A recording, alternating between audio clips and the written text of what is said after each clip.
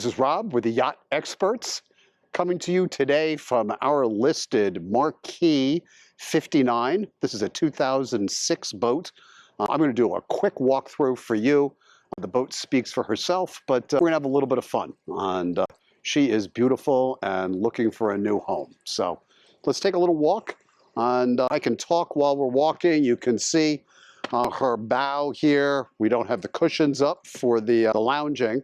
Just a little bit of backstory on Marquis. She is made by Carver in Pulaski, Wisconsin. Carver, very American style boat. They did the Marquis as a Euro style boat, and it is very reminiscent of an Azimut or a Sunseeker. It has those Euro lines, much higher level production and construction than the Carvers, which are really nice boats. This is a high-end boat, and she is set up for cruising.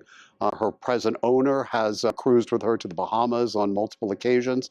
Highlights: under 1,000 hours on her big Volvo D12 715 horsepower motors. They run great, they run strong, the electronics are good. The boat drives great and looks great, and she is priced well below the market. We're looking to move her quickly. Like we always do at Yacht Experts, we're about selling boats, not listing boats. Let's take a walk around.